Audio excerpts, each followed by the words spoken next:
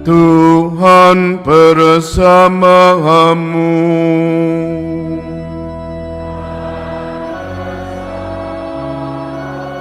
Inilah Injil suci menurut Yohanes.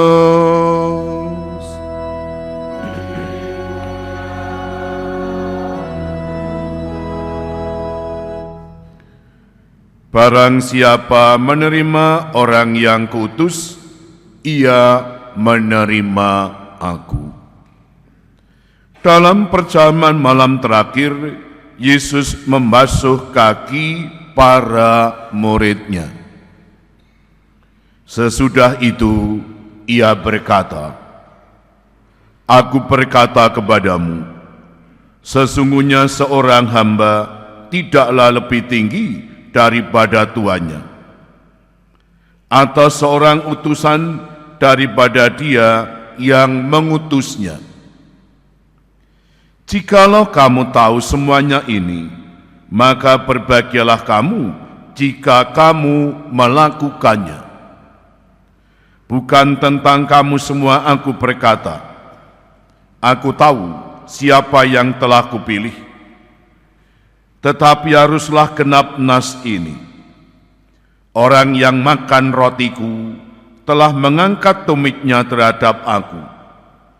Aku mengatakannya kepada kamu sekarang sebelum hal ini terjadi, supaya jika hal itu terjadi, kamu percaya bahwa akulah dia.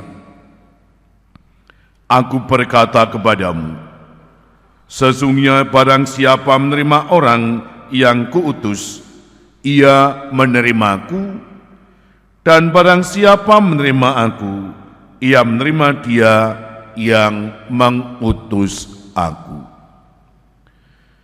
Demikianlah sabda Tuhan.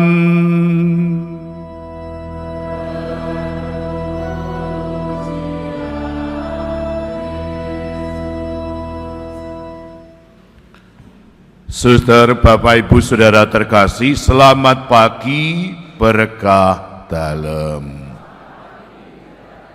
Bapak, Ibu, Saudara terkasih, saat tugas di Banyumanik saya pernah diminta untuk menutup retret pasutri dari Semarang di Bandungan. Lalu sebelum ditutup retret itu dengan Ekaristi, ada acara yang mengesan apa yang dilakukan mereka. Jadi ada banyak pasutri, retret sudah 3 hari. Lalu yang terakhir, mereka diminta untuk saling membasuh kaki pasangannya masing-masing. Nah, sebelumnya sudah ada refleksi renungan dan sudah ada sharing, dan mereka membasuh pasangannya yang sangat mereka cintai, tetapi sekaligus pasangan atau suami istri yang kadang menyakitkan hatinya. Dan itu dilakukan. Lalu apa yang terjadi? Mereka terharu dan mereka tidak menyangka bahwa panitia akan membuat kegiatan seperti itu, dan ini mengesan. Lalu membuat mereka yang tadinya tersakiti hatinya, yang kadang kasar dengan pasangannya, lalu mulai merubah diri dan menjadi orang yang rendah hati. Nah, cara seperti ini yang juga pernah dilakukan oleh Yesus kepada para muridnya, seperti kita dengar dalam bacaan Injil tadi. Konteks bacaan, Yesus sudah sekian lama bersama para murid, dan ketika mengadakan perjamuan malam terakhir sebelum Yesus wafat, Yesus membasuh kaki para murid satu persatu. Dan tentu Petrus mewakili teman-temannya merasa tidak layak. Jangan guru, jangan. Kalau kamu tidak saya basuh, kamu tidak akan bersama aku. Dan Yesus selalu membasuh semua kaki para muridnya, dan pada akhirnya Yesus mengatakan, seorang hamba tidak melebihi tuannya. Dan ini diungkapkan karena Yesus tahu dan membayangkan bahwa murid-murid yang dibasuh kakinya tadi, ada sebagian murid-murid yang baik dan ada satu murid yang nanti akan berkhianat, bahkan membuat Yesus terbunuh di kayu salib. Dan ini sudah terbayang dalam dirinya. Itu artinya apa? Dia seorang pemimpin yang sangat hebat, tetapi mau sederhana, bahkan melayani tidak hanya orang-orang yang cocok, yang baik pada dirinya, tetapi juga orang yang berkhianat pun juga dilayani. Nah, ini teksnya. Sekarang sudah adalah kenapa ini semua dilakukan oleh Yesus kepada para muridnya. Ada satu alasan, yakni karena Yesus sudah menyaksikan kehidupan orang Yahudi pada waktu itu, nampak bahwa ada beberapa pemuka agama yang mestinya menjadi teladan orang yang melayani, tetapi mereka justru cenderung minta dilayani. Dan ini menjadi sebuah pemandangan yang aneh.